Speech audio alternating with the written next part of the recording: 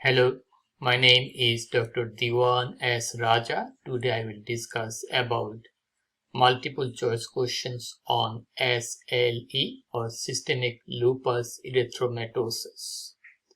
Question number 1. A 26-year-old woman present with a 3-month history of joint pain, fatigue and photosensitive rash. On exam, she has an erythematous rash over the cheeks and nasal bridge, sparing the nasolabial folds. Antinuclear antibody is positive. What is the most likely diagnosis? A. Dermatomyositis. B. Rosacea. C. Systemic lupus erythematosus. D. Seborrheic dermatitis. E. Psoriasis. Answer should be systemic lupus erythematosus. Also, the C is the answer, systemic lupus erythematosus. Question number 2. A 32-year-old African American woman presents with scaly erythematous plaque on the scalp and face that have caused some areas of scarring, alopecia. She denies systemic symptoms. Biopsy shows interface dermatitis with follicular plugging. What is the most likely diagnosis? A. Psoriasis, B. lichen planus. C. Discoid lupus erythematosus.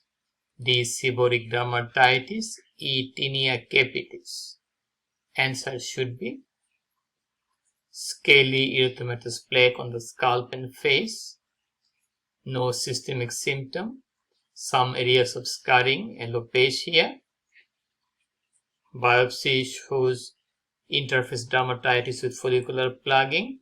Answer should be discoid lupus erythematosus. C is the answer. Number 4. A 40-year-old woman develops annular erythematous scaly plaques on her upper back and chest. They are non-scarring and photosensitive. Her AN is positive, anti-ROSSA antibodies are elevated.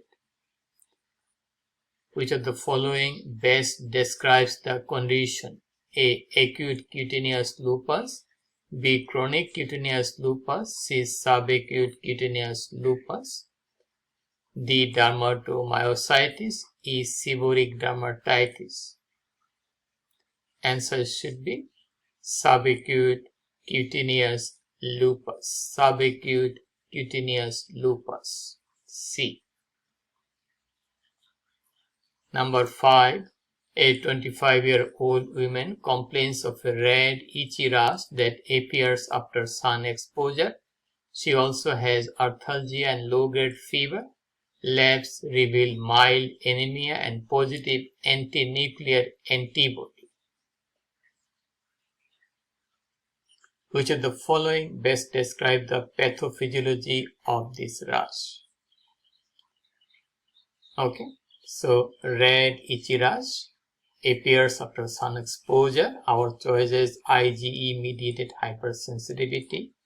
B. Ultraviolet light induced autoantigen exposure triggering autoimmune responses. C. T cell destruction of melanocyte. D. Excess sebum production. E. Contact hypersensitivity. Answer should be B. Ultraviolet light induced autoantigen exposure triggering autoimmune response. B is the answer. Number 7.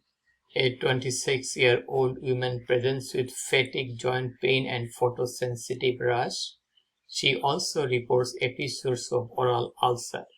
Physical examination reveals synovitis in both wrists. Laboratory studies shows hemoglobin 10.2, WBC 3200 mm per cube, platelet 120,000 mm per cube.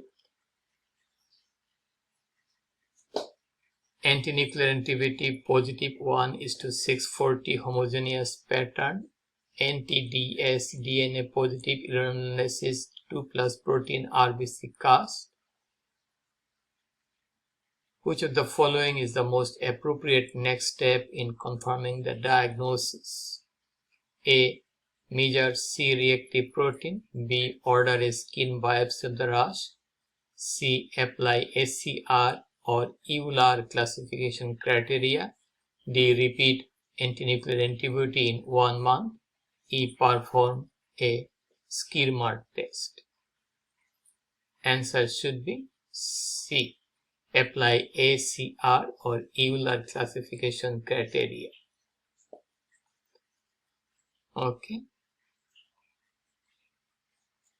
Now question number 8. A 30-year-old woman presents with fever, arthralgia and malar rash. Laboratory testing shows anti-nuclear antibody positive, anti-DS DNA positive, anti-Smith antibodies positive, complement levels low C3, C4. Which of the following autoantibodies is most specific for the diagnosis of SLE? A. Anti-nuclear antibody. B. Anti-ROSSA. C. Rheumatoid factor. D. Anti-DS DNA. E. Anti-Smith SM. Which of the following autoantibodies is most specific for the diagnosis of SLE? Answer should be anti-Smith.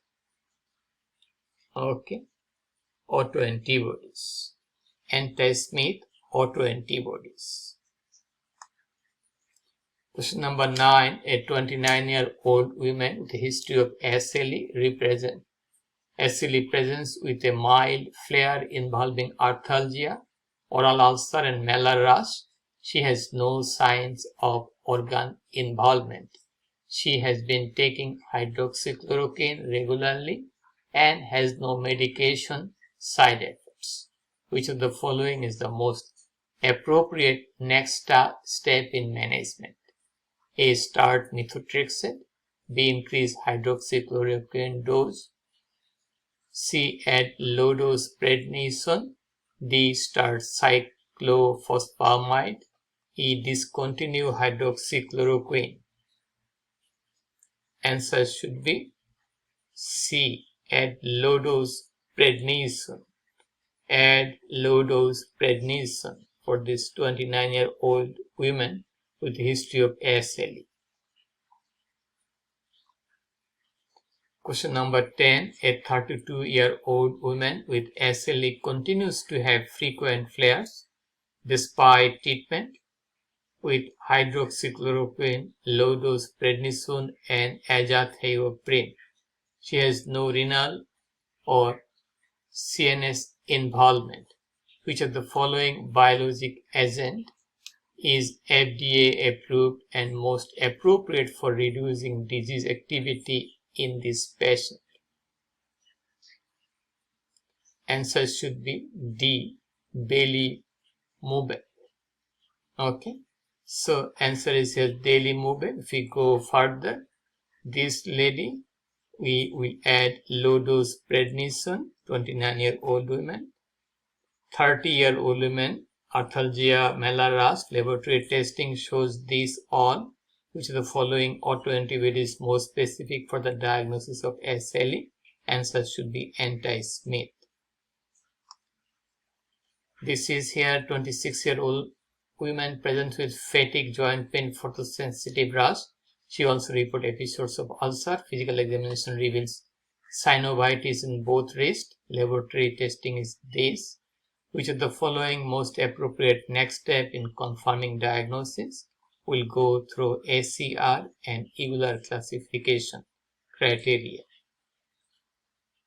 A 2-month infant is brought to her mother for evaluation of a circular erythematous rash on his face and scalp. The mother has a history of SLE with positive RO/SS antibodies.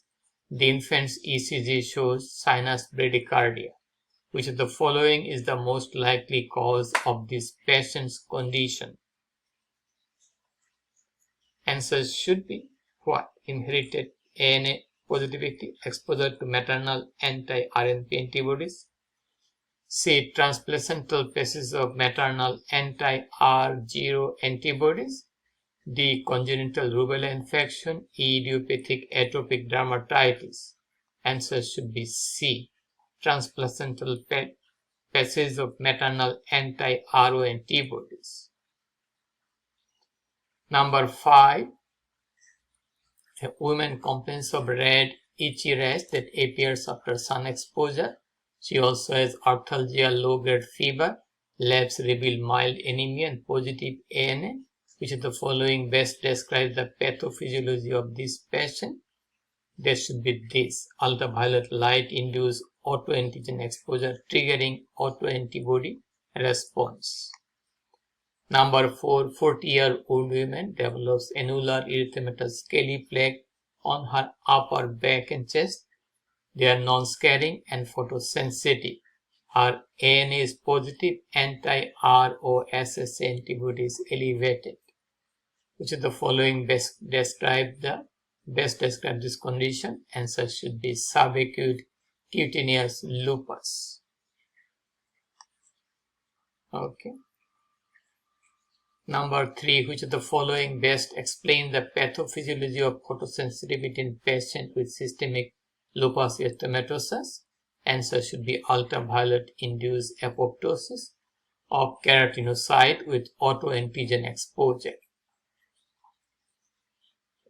Question number 2, 32-year-old African American woman presents with scaly erythematous plaque on her scalp and face that had caused some areas of scarring. Alopecia, she denies systemic symptom. Biopsy shows interface dermatitis with follicular plugging. What is the most likely diagnosis? Answer should be what? Scalp and face, scaly scarring alopecia. Answer should be discoid lupus erythematosus. Question number 1, a 26-year-old woman presents with 3-month history of joint pain, fatigue, photosensitive rash. On examination, she has an erythematous rash over the cheek and nasal breeze, sparing the nasolabial fold. ANA is positive. What is the most likely diagnosis? It is SLE, systemic lupus erythematosus. So we got all the question. If you have question, please feel free to ask me. Please share the information with your friends. Please support my channel. Please subscribe me. Have a nice, wonderful and blessed day. Bye now.